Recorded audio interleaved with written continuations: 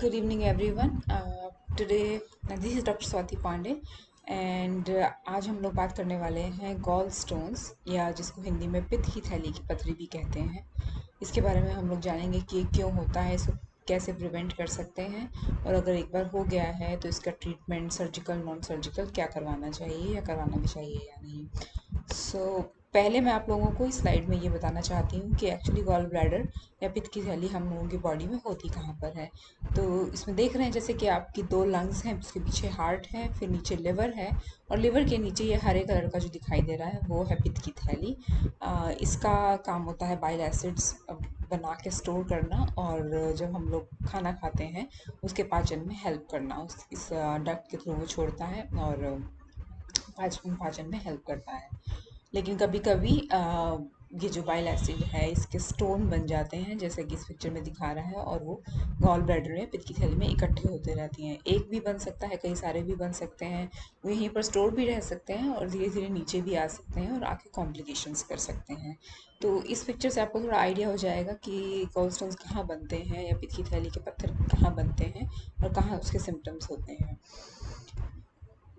इसके टाइप होते हैं कुछ कि वो किस चीज़ से बन रहे हैं। हम लोगों की बॉडी में सबसे ज़्यादा मोस्ट कॉमनली जो बनते हैं वो होते हैं कोलेस्ट्रॉल स्टोन, कि कोलेस्ट्रॉल से सैचुरेट होके बाइल एसिड वो स्टोन बना लेता है और वो इकट्ठे होते रहते हैं वहाँ पर।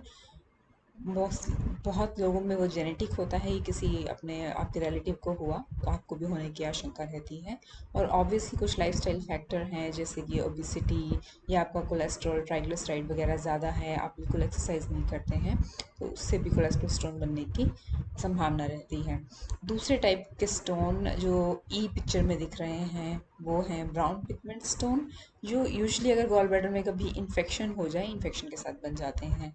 जो एफ पिक्चर में दिख रहे हैं वो है ब्लैक पिगमेंट स्टोन, वो अनकॉमन है, वो यूजुअली उनको दिखते हैं जिनको हेमोलिसिस नाम की बीमारी होती है। मोस्ट कॉमनली ऐसे कि मैंने बताया जो ए टू डी पिक्चर में है वो है कोलेस्ट्रॉल स्टोन, वही ये सबसे ज़्यादा पाए जाते हैं। तो अगर हम आप लोग को डायग्नोज कर रहे हैं कोलेस्ट्रॉल के साथ, तो मोस्ट कॉमनली अगर आपको कोई इन्फेक्शन या हेमोलिसिस की बीमारी नहीं है तो आपको कोलेस्ट्रॉल स्टोन ही होंगे। क्या है रिस्क फैक्टर्स गोल्ड स्टोन्स के, थोड़े बहुत मैंने आपको पहले भी बता दिए। फीमेल सेक्स को ज़्यादा होते हैं, ओल्डर एज 40 के बाद या 40s में ज़्यादा होते हैं, प्रेगनेंसी में होने के ज़्यादा चांसेस होते हैं। जेनेटिक रिस्क फैक्टर्स जैसे कि मैंने आपको बताया ही फैमिली में रन करता है।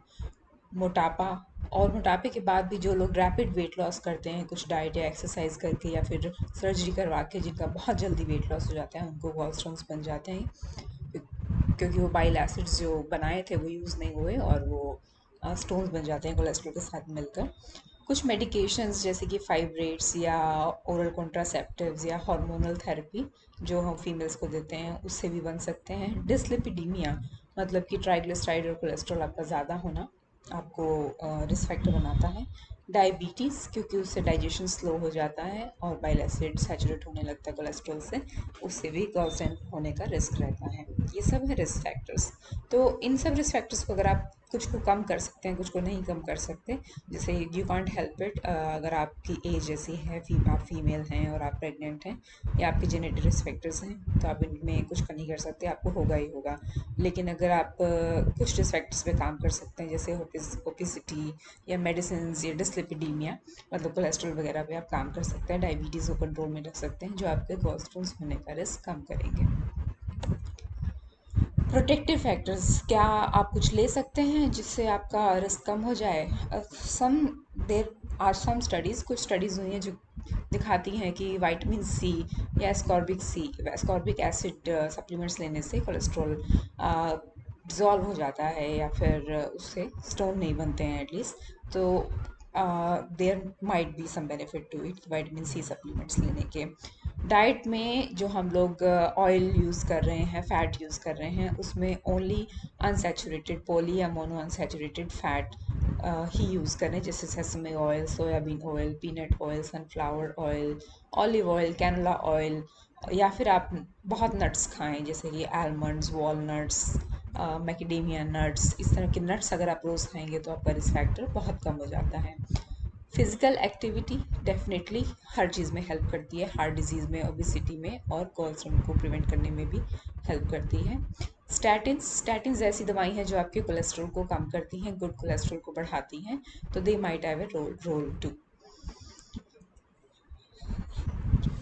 हम लोगों को पता होना चाहिए कि गोल्डस्टोन की बीमारी कैसे पता लगती है कि हम लोगों को है। मोर कॉमनली और नॉट हम लोगों को होते हैं गॉल स्टोन्स, बन जाते हैं कोलेस्ट्रॉल की वजह से, स्पेशली अगर हम लोगों को रिस्क फैक्टर्स हों। बट हम लोगों को काफ़ी उम्र तक पता ही नहीं लगता है कि हम लोगों को गॉल स्टोन्स हैं।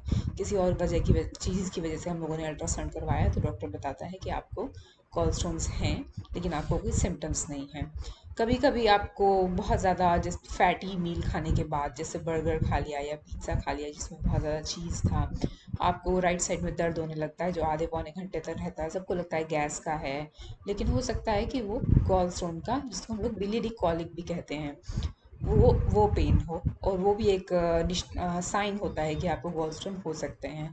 उस तरह के पेन को पहचानना सीखिए कि वो डल एक सा होता है, राइट साइड में दाईं तरफ होता है, पसलियों के नीचे, और वो किसी भी चीज़ से रिलीफ नहीं होता है कि आपको लगता है गैस पास हो जाएगी तो रिलीफ हो जाएगा, नहीं होता है। अगर आपको लगता है कि मोशन हो जाए तो रिलीफ मिल जाएगा, बट नहीं, उससे भी नहीं होता है। आप घूम के देखते हैं, टहल के देखते हैं, बैठ के देखते हैं, बट वो रिलीफ ही नहीं हो रहा है, और 1 घंटे तक लास्ट करता है, और उसके बाद रिलीफ धीरे धीरे मिलता है जब गॉल ब्लैडर रिलैक्स होता है। तो बेसिकली ये जो बिलियरी कॉलिक है वो होता है इसलिए है क्योंकि गॉल ब्लैडर कॉन्ट्रैक्ट कर रहा है, क्योंकि आपने बहुत ज़्यादा फैटी मील खा लिया है, और वो बाइल एसिड निकालने की कोशिश कर रहा है कॉन्ट्रैक्ट करके, बट स्टोन अड़ा हुआ है आगे, तो इसलिए बहुत ज़्यादा दर्द होता है बिलियरी कॉलिक पे। अगर आपको बहुत टाइम से गॉल स्टोन है और अब सिम्टम्स डेवलप होने लगे हैं, तो इसमें भी दो तरह की चीज़ें होती हैं, अनकॉम्प्लिकेटेड और कॉम्प्लिकेटेड। अनकॉम्प्लिकेटेड गॉल स्टोन्स में धीरे धीरे आपके पड़े हुए हैं स्टोन्स, और धीरे धीरे आपको लगता है कि पहले जितनी भूख लगती थी अब उतनी नहीं लगती है, आप उतना नहीं खा पाते हैं। पहले 4 खा पाते थे रोटी, अब बस एक ही रोटी से पेट भर जाता है, और उसको भी खाने के बाद लगातार बेल्चिंग या डकारें होती जा रही हैं, या उल्टी जैसा लगता है और पेट फूल जाता है, तो हो सकता है आपको गॉल स्टोन्स हो। दूसरी तरह के सिम्टम्स होते हैं कॉम्प्लिकेटेड गॉल स्टोन्स, कि उसमें कॉम्प्लिकेशंस हो जाएं, बहुत टाइम से पड़े हुए हैं अंदर, और उसमें कॉम्प्लिकेशंस हो जाएं। कॉम्प्लिकेशंस क्या क्या होती हैं? इस स्लाइड में मैं आपको मेनली जो अभी मैंने बात की थी बिलियरी कॉलिक के बारे में, कि डल एक होता है, ये पेन नेक में या शोल्डर में जा सकता है रात के टाइम पे, या फिर फैटी मील खाने के बाद ही होता है, ये सब मैंने आपको बताया। इसके बाद हम लोग बात कर रहे थे कॉम्प्लिकेटेड गॉलस्टोन्स की। तो पहली कॉम्प्लिकेशन है एक्यूट कोलिसिस्टाइटिस की। गॉलस्टोन पड़ा हुआ था, कुछ नहीं कर रहा था, लेकिन अब उसने गॉल ब्लैडर को इन्फ्लेम कर दिया है। उसमें क्या होगा, आपको फीवर आने लगेगा, पेन भी होगा साथ में, वहीं पेन होगा राइट अपर साइड में, दाईं तरफ, ऊपर ऊपर की तरफ, बुखार भी आएगा, और आपकी लैब्स में WBC या ल्यूकोसाइटोसिस होगा। अब तक के जो हम गोलस्टोन्स की बात कर रहे थे अनकॉम्प्लिकेटेड या एसिम्टोमेटिक, उसमें आपकी लैब्स नॉर्मल आती हैं लिवर की, कुछ दिखाई नहीं देता लैब्स में, लिवर भी नॉर्मल होता है, और आपके WBC भी नॉर्मल होते हैं। बट अगर आपको एक्यूट कोलिसिस्टाइटिस हो गया है तो आपका इन्फ्लेमेशन की वजह से WBC बढ़ जाता है। दूसरी कॉम्प्लिकेशन होती है कोलिडोकोलिथियासिस, विद और विदाउट कोलेंजाइटिस। इसके 3 चीज़ें होती हैं, फीवर, पेन, जॉन्डिस। फीवर आता है, दर्द वहीं होता है, जॉन्डिस बेसिकली पीलिया हो जाना। ये क्यों होता है? जब गॉलस्टोन बने और उसके बाद नीचे आने की कोशिश कर रहे हैं, नीचे आते आते वो सिस्टिक डक्ट में या नीचे वाली डक्ट, कॉमन बाइल डक्ट में फंस जाते हैं। फंसने के बाद वो बहुत ज़्यादा पेन करते हैं और फीवर और पीलिया करवाते हैं, क्योंकि ये ब्लॉकेज हो जाती है। तीसरी कॉम्प्लिकेशन है गॉलस्टोन पेनक्रियाटाइटिस, कि गॉलस्टोन कॉमन बाइल डक्ट में जाने के बाद पेनक्रियास की डक्ट को ब्लॉक कर दें, तो उससे पेनक्रियाटाइटिस हो जाता है। इसमें बहुत ज़्यादा दर्द होता है, पीछे की तरफ, बैक लेफ्ट साइड में दर्द होता है और पीछे की तरफ जाता है। एबनॉर्मल, आपके लैब टेस्ट पे एबनॉर्मल अमाइलेज लाइपिस दिखेगा और एबनॉर्मल लिवर के एंजाइम्स दिखेंगे। ये सब कॉम्प्लिकेशंस आपको हो गई हैं तो आपका ट्रीटमेंट डिफरेंट होगा। अगर आपको अनकॉम्प्लिकेटेड या एसिम्टोमेटिक गॉलस्टोन्स हैं तो आपका ट्रीटमेंट डिफरेंट होगा, जो हम आगे वाली स्लाइड्स में डिस्कस करेंगे। सो या let's discuss about the management. As I was saying कि एसिम्टोमेटिक है तो एक्सपेक्टेंट मैनेजमेंट एंड एजुकेशन, हम लोग पेशेंट को बताएंगे कि आपको गॉलस्टोन्स हैं और आपको अपनी डाइट ऐसे चेंज करनी चाहिए, आपको एक्सरसाइज ऐसे करनी चाहिए, और आप हर 6 से 12 महीने पर थोड़ा अल्ट्रासाउंड करवाते रहिए, देखते रहिए कि गॉलस्टोन्स डिजॉल्व हो रहे हैं नहीं हो रहे हैं, या बढ़ते जा रहे हैं या नहीं। अगर आपके गॉलस्टोन सिम्टोमेटिक हैं, आपको बार बार हर 2-3 महीने पर बिलियरी कोलिक जैसा पेन हो रहा है, जैसा पेन मैंने आपको पहले बताया था, तो और या फिर अदर सिम्टम्स हो रहे हैं कि बेल्चिंग, फूड डाइजेस्ट नहीं हो रहा है और खाना ही नहीं खाया जा रहा है, तो हम लोग कोशिश करते हैं कि आपका पेन ठीक करके उसके बाद आपका इलेक्टिव कोलेसिस्टेक्टमी करें। मतलब आपको स्केड्यूल करें कि इमरजेंसी में करने की कोई ज़रूरत नहीं है, लेकिन आप 1 हफ्ते पे 2 हफ्ते पे अब आइए, एडमिट हो जाइए और अपना गॉल ब्लैडर निकलवा लीजिए, क्योंकि आगे आपको पेन होता रहेगा, कॉम्प्लिकेशन होने के चांस हैं। यहाँ पर सबसे ज़्यादा इंपॉर्टेंट मैं कहना चाहूँगी प्रोफाइलेक्टिक कॉलिसिस्टेक्टमी, मतलब आपको एसिम्टोमेटिक गॉल स्टोन्स हैं, कोई प्रॉब्लम आपको नहीं कर रहे हैं, आपको इंसिडेंटली पता चल गया है कि आपको गॉल स्टोन्स हैं। प्रोफाइलेक्टिक कॉलिसिस्टेक्टमी नहीं इंडिकेटेड होती है कहीं पर भी, हम लोग नहीं बोलते हैं आपको कि आप एसिम्टोमेटिक गॉल स्टोन्स के लिए प्रोफाइलेक्ट आप निकलवा लीजिए अपना गॉल ब्लैडर, कि आगे प्रॉब्लम हो या ना हो। अगर आपको सिम्टम्स हो रहे हैं तो ही हम आगे रिकमेंड करते हैं। जैसा कि हम लोग नेपाल में बात की थी अपने पोल में कि non surgical treatment are also available, but वो किस में की जाते हैं, वो जैसे मैंने बताया कि कॉम्प्लिकेटेड अगर गॉल ब्लैडर स्टोन्स है तो उसमें तो कोलिसिस्टेक्टमी हमें करनी ही पड़ेगी, उसमें कोई ऑप्शन ही नहीं है।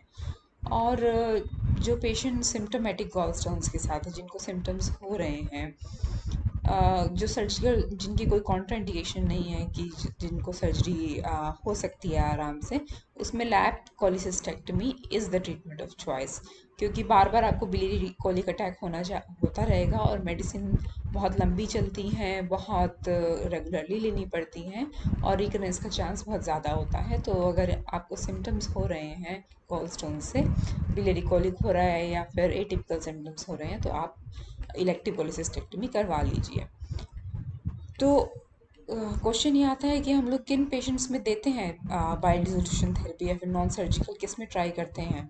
उसका भी क्राइटेरिया होता है। अगर आप हमारे पास आते हैं गॉलस्टोन्स के सिम्टम्स के साथ, और हम आपका अल्ट्रासाउंड करते हैं और हमें पता लगता है कि आपका स्टोन साइज़ बहुत छोटा है, 1 सेंटीमीटर से भी छोटा है, उसमें ज़्यादा कैल्शियम और बिलीरुबिनेट नहीं है, ज़्यादा से ज़्यादा कोलेस्ट्रॉल से ही बना हुआ है, और आपको सिम्टम्स भी बहुत माइल्ड ही हैं, बिलियरी कॉलिक बहुत फ्रीक्वेंटली नहीं हो रहा है, सबसे ज़्यादा ज़रूरी है कि आपकी सिस्टिक डक्ट पेटेंट है, मतलब आपका गॉल ब्लैडर का स्टोन जो है वो सिस्टिक डक्ट में नहीं फंसा हुआ है, आपकी गॉल ब्लैडर की म्यूकोजल कंसंट्रेशन फंक्शन जो हाइडा स्कैन से पता लगती है वो गुड है, मतलब आपका डिज़ोल्व होने के बाद भी उसको निकालना भी पड़ेगा ना गॉल ब्लैडर से, तो वो निकाल सकता है कि नहीं। तो ये सब चीज़ें हम डिटरमाइन करने के बाद बोलते हैं कि हाँ, ये दस you are a good candidate for medicine, तो हम लोग उसमें मेडिसिन स्टार्ट करते हैं।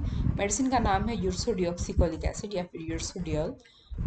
ऐसे कैंडिडेट में हम लोग स्टार्ट करते हैं, डोज वेट पे डिपेंड करती है, और एक बार स्टार्ट करने के बाद हम लोग फॉलो अप अल्ट्रासाउंड करते हैं 6 से 12 महीने पर, देखते हैं कि डिसोल्यूशन हो रहा है या नहीं हो रहा है, और डिसोल्यूशन होने के बाद भी हम लोग 6 महीने एटलीस्ट उसको कंटिन्यू रखते हैं जिससे रिकरेंस ना हो जाए, और उसके बावजूद भी रिकरेंस होने का रेट बहुत ज़्यादा रहता है कि बार बार आपको हो ही सकता है, तो हम लोग आगे भी कंटिन्यू कर सकते हैं अगर आपको मेडिसिन से कोई साइड इफ़ेक्ट नहीं है तो।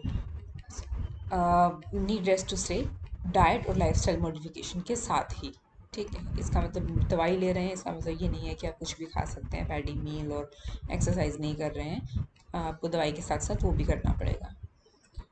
अगर आपको इसके बारे में कोई क्वेश्चन है या कोई डाउट है तो please contact me at my clinic address और contact number as is mentioned in the slide, and also I wanted to tell you that online appointments are also available. Thank you for listening. I hope it helps your answers your queries. Thank you.